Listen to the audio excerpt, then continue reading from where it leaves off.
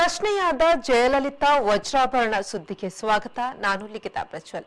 ಚಿನ್ನ ವಜ್ರ ಒಯ್ಯಲು 6 ದೊಡ್ಡ ಟ್ರಂಕ್ ತನ್ನೆ, 11,000 ಸೀರೆ, 400 ಜೊತೆ ಚಪ್ಪಲಿ ಕಟ್ಟಿಕೊಳ್ಳಿ. ಜಯಲಲಿತಾ ಅಕ್ರಮ ಪಡೆಯಲು ಕೋರ್ಟ್ ಆದೇಶ. ತಮಿಳುನಾಡು ಮುಖ್ಯಮಂತ್ರಿ ಆಗಿದ್ದಾಗ ಮಾಡಿದ್ದ ಭ್ರಷ್ಟಾಚಾರ ಸಂಬಂಧ ಆರೋಪ ಸಾಬೀತಾಗಿದ್ದ ದಿವಂಗತ ಜಯಲಲಿತಾ ಅವರ ಚಿನ್ನಾಭರಣ ಒಯ್ಯಲು ಬೆಂಗಳೂರಿನ 36ನೇ ಸಿಟಿ ಸಿವಿಲ್ ಮತ್ತು ಸೆಷನ್ ನ್ಯಾಯಾಲಯವು ಮಾರ್ಚ್ 6 ಮತ್ತು 7ನೇ ದಿನಾಂಕಗಳನ್ನು ನೀಡಿದೆ. ಜಯಲಲಿತಾರ ಭ್ರಷ್ಟಾಚಾರ ಪ್ರಕರಣ ಬೆಂಗಳೂರಿನಲ್ಲಿ ವಿಚಾರಣೆಯಾಗಿದ್ದು, ಅವರು ಮತ್ತು ಅವರ 3 ಸಹಚರರಿಗೆ ತಲಾ 4 ವರ್ಷ ಜೈಲು ಶಿಕ್ಷೆ ಮತ್ತು 1 ಕೋಟಿ ರೂಪಾಯಿ ದಂಡ ವಿಧಿಸಲಾಗಿತ್ತು. ಆಗ ಜಯಲಲಿತಾರಿಂದ ವಶಪಡಿಸಿಕೊಂಡಿದ್ದ ಕೋಟಿ ಮೌಲ್ಯದ ವಸ್ತುಗಳು ಬೆಂಗಳೂರಿನ ವಿಧಾನಸೌಧದಲ್ಲಿ ಕತ್ತಲ ಕೋಣೆಯಲ್ಲಿವೆ. ತಮಿಳುನಾಡು ವಿಚಾರಣಾ ವೆಚ್ಚ ತುಂಬಿ ವಸ್ತು ಒಯ್ಯಲು ಕೋರಿದ್ದರಿಂದ ಕೋರ್ಟ್ ಈಗ ತಾರೀಕು ನೀಡಿದೆ. ಜಯಲಲಿತಾರ ಹುಟ್ಟು ಹೆಸರು ಕೋಮಲವಲ್ಲಿ. ತಂದೆಯ ತಂದೆ ಮೈಸೂರು ಜಯಚಾಮರಾಜೇಂದ್ರ ಒಡೆಯರ್. ಸೇವೆಯಲ್ಲಿ ಇದ್ದುದರಿಂದ ಮೊಮ್ಮಗಳನ್ನು ಜಯಲಲಿತಾ ಎಂದು ಕರೆದುದೇ ಗಟ್ಟಿಯಾಯಿತು. ಅಂತೂ ಇಂತೂ ಮೈಸೂರು ತಮಿಳುನಾಡನ್ನು ಆಳಿತು ಎಂದು ಕೂಡ ಹೇಳಬಹುದು. ಅವರು ಜಯಲಲಿತಾ ಇಲ್ಲವೇ ಜಯಲಲಿತಾ ಜಯರಾಮ್. ಈ ಜಯರಾಮ್ ಸರಿ ಇದ್ದು ಬದುಕಿದ್ದಿದ್ದರೆ ಜಯಲಲಿತಾ ಮತ್ತು ತಾಯಿ ಸಂಧ್ಯಾ ಚಲನಚಿತ್ರ ನಟಿಯರು ಆಗುತ್ತಿರಲಿಲ್ಲ ಎನಿಸುತ್ತದೆ. ಮೈಸೂರಿನಲ್ಲಿ ದೊಡ್ಡ ಬಂಗಲೆ ಇದ್ದ ಈ ಮೇಲುಕೋಟೆ ಅಯ್ಯಂಗಾರ್ ಜಯರಾಮ್ ಹುಟ್ಟಿನಿಂದಲೂ ದುಶ್ಚಟಗಳ ದಾಸ. ಕುಡಿತ, ಹೆಣ್ಣು, ಜೂಜು ಎಂದು ಸಂಪತ್ತು ವ್ಯಯಿಸಿದ್ದ. 1948ರ ಫೆಬ್ರವರಿ 24ರಂದು ಜಯಲಲಿತಾ ಮೇಲುಕೋಟೆಯಲ್ಲಿ ಹುಟ್ಟಿದ 2 ವರ್ಷಕ್ಕೆ ಜಯರಾಮ್ ಸಾವಿನ ವಶವಾಗಿದ್ದ. ಮೈಸೂರಿನ ಸ್ವರ್ಣವಿಲಾಸ ಬಂಗಲೆ ಮುಂದೆ ಕ್ಲಬ್ ಆಯಿತು. ಎಷ್ಟೆಂದರೂ ಅದು ಜಯರಾಮ್ಗೆ ಸೇರಿದ್ದದ್ದು ತಾನೆ. ಅಲ್ಲೂ ಒಂದು ಜಯಲಲಿತಾ ಫೋಟೋ ಇದೆ. ಗಂಡಸತ್ತ ಮೇಲೆ ವೇದವಲ್ಲಿ ಮಗಳನ್ನು ಕರೆದುಕೊಂಡು ಬೆಂಗಳೂರು ಗಾಂಧಿ ಬಜಾರ್ನ ತಂದೆ ಮನೆಗೆ ಬಂದ್ರು. 1952ರಲ್ಲಿ ಆಗಿನ ಮದ್ರಾಸ್, ಈಗಿನ ಚೆನ್ನೈಗೆ ಹೋಗಿ ಸಂಧ್ಯಾ ಹೆಸರಿನಲ್ಲಿ ನಟಿಯಾದ್ರು. ಜಯಲಲಿತಾ ಬೆಂಗಳೂರಿನ ಬಿಷಪ್ ಕಾಟನ್ ಸ್ಕೂಲ್ನಲ್ಲಿ ಓದಿದ್ರು. ಅಜ್ಜನ ಮನೆಯಲ್ಲಿ ಭರತನಾಟ್ಯ ಕಲಿತರು.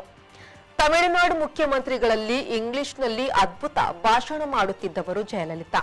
ಹಾಗಾಗಿ ಎಂಜಿಆರ್ ಮೊದಲು ಜಯಲಲಿತಾರನ್ನು ರಾಜ್ಯಸಭಾ ಸದಸ್ಯೆ ಮಾಡಿದ್ರು. ಆರಂಭಿಕ ಓದು ಮುಗಿಸಿ ಜಯಲಲಿತಾ ಚೆನ್ನೈ ತಾಯಿ ಮನೆ ಸೇರಿದ್ರು. 1961ರ ಶ್ರೀಶೈಲ ಮಹಾತ್ಮೆಯಲ್ಲಿ ಬಾಲನಟಿ, ಜಕ್ಕಣಚಾರಿಯಲ್ಲಿ ಯುವ ನರ್ತಕಿ, 1964ರ ಚಿನ್ನದ ಗೊಂಬೆಯಲ್ಲಿ ನಾಯಕಿ, ಮುಂದೆ ತಮಿಳಿನಲ್ಲೇ ಪ್ರಸಿದ್ಧ. ಕನ್ನಡದಲ್ಲಿ 6 ಚಿತ್ರಗಳಲ್ಲಿ ಜಯಲಲಿತಾ ನಾಯಕಿಯಾಗಿದ್ದು, ಅದರಲ್ಲೂ ಅಯ್ಯಂಗಾರ್ ತರುಣ, ಕಲ್ಯಾಣ ಕುಮಾರ್ ನಾಯಕರಾಗಿದ್ರು. ಆ ತಯಾರಿಕೆಗಳು ಸಹ ಒಂದು ವರ್ಗದ್ದೇ ಆಗಿದ್ವು. ತಮಿಳು ಚಿತ್ರಗಳಲ್ಲಿ ಮೊದಲ ಸ್ಕರ್ಟ್ ನಟಿ ಎನ್ನಲಾದ ಜಯಲಲಿತಾ ಎಂಜಿಆರ್ ಕಣ್ಣಿಗೆ ಬಿದ್ದು 1964ರಿಂದ 1971ರ ನಡುವೆ ಈ ಜೋಡಿ 20ಕ್ಕೂ ಹೆಚ್ಚು ಚಿತ್ರಗಳಲ್ಲಿ ನಟಿಸಿತು. ಎಂಜಿಆರ್ ಆದಾಗಲೇ ನಟ ಭಟ್ ಪತ್ನಿಯಾಗಿದ್ದ ಜಾನಕಿಯವರನ್ನು ಬಿಡಿಸಿ ತಂದು ಮದುವೆಯಾಗಿದ್ರು. ಜಯಲಲಿತಾ ಕುಮಾರಿಯಾಗಿಯೇ ಉಳಿದರು ಬಿಡಿ. ನಡುವೆ ಹತ್ತಿರದ ಮನೆಯ ತೆಲುಗು ನಟ ಶೋಭನ್ ಬಾಬು ಅವರನ್ನು ಮದುವೆಯಾಗಲು ಹೋಗಿ ವಿಫಲರಾಗಿದ್ರು. 1977ರಲ್ಲಿ ಎಂಜಿಆರ್ ಮುಖ್ಯಮಂತ್ರಿ ಆಗುತ್ತಲೇ ಮತ್ತೆ ಹತ್ತಿರ. ಎಂಜಿಆರ್ ಅವರಿಗೂ ಚೆನ್ನಾಗಿ ಇಂಗ್ಲಿಷ್ ಬರುವ ಒಬ್ಬರು ಬೇಕಿತ್ತು. 1987ರಲ್ಲಿ ಎಂಜಿಆರ್ ಸತ್ತಾಗ ಜಯಲಲಿತಾರನ್ನು ಹೊರದೂಡಿ ಜಾನಕಿ ಅವರನ್ನು ಒಂದು ಗುಂಪು ಮುಖ್ಯಮಂತ್ರಿ ಮಾಡಿತು. ಎಡಿಎಂಕೆ 2 ಆಗಿ ಒಡೆಯಿತು. ಜಾನಕಿ ಕುರ್ಚಿ ಬಿಟ್ಟು ಯುಎಸ್ಎಗೆ ಹೋಗಿಬಿಟ್ರು. ರಾಜೀವ್ ಗಾಂಧಿಯವರ ಸರ್ಕಾರದ ನೆರವಿನಿಂದ ಜಯಲಲಿತಾ ಮುಖ್ಯಮಂತ್ರಿ ಆದ್ರು.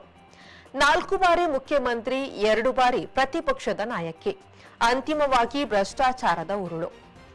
11,000ಕ್ಕೂ ಹೆಚ್ಚು ಭಾರಿ ದರದ ರೇಷ್ಮೆ ಸೀರೆಗಳು, 400ಕ್ಕೂ ಹೆಚ್ಚು ದುಬಾರಿ ಚಪ್ಪಲಿಗಳು, ಭಾರಿ ಆಸನಗಳು ಇತ್ಯಾದಿ ಬೆಂಗಳೂರಿನಲ್ಲಿ ರಾಶಿ ಬಿದ್ದಿವೆ.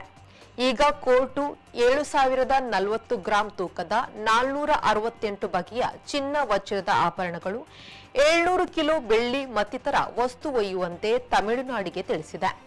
ಬರಗೂರು, ಆಂಡಿಪಟ್ಟಿ, ಶ್ರೀರಂಗಂ ಎಂದು ವಿಧಾನಸಭೆಗೆ ಗೆದ್ದಿದ್ದ ಜಯಲಲಿತಾ ಮುಖ್ಯಮಂತ್ರಿಯಾಗಿ ತಮಿಳುನಾಡಿನಲ್ಲಿ ಜನಪ್ರಿಯರು. 2014ರಲ್ಲಿ ಭ್ರಷ್ಟಾಚಾರದಡಿ ಜೈಲು ಶಿಕ್ಷೆಯಾಗಿ 1 ತಿಂಗಳು ಜೈಲಲ್ಲಿ ಇದ್ರು. ಆಮೇಲೆ ಜಾಮೀನು ಪಡೆದ್ರು. ಜಯಲಲಿತಾ ಜೊತೆಗೆ ಶಶಿಕಲಾ, ಸುಧಾಕರನ್, ಇಳವರಸಿ ಕೂಡ 4 ವರ್ಷ ಜೈಲು ಶಿಕ್ಷೆ ಮತ್ತು ದಂಡಕ್ಕೆ ಒಳಗಾಗಿದ್ರು. 5-6 ತಿಂಗಳು ಆಸ್ಪತ್ರೆಯಲ್ಲಿ ಇದ್ದ ಜಯಲಲಿತಾ 2016ರ ಡಿಸೆಂಬರ್ 5ರಂದು ಸಾವು ಮನೆ ಸೇರಿದ್ರು. ಉಳಿದುದು ನಟಿಯಾಗಿ, ರಾಜಕಾರಣಿಯಾಗಿ ಮಾಡಿದ್ದ ಹೆಸರು ಮಾತ್ರ.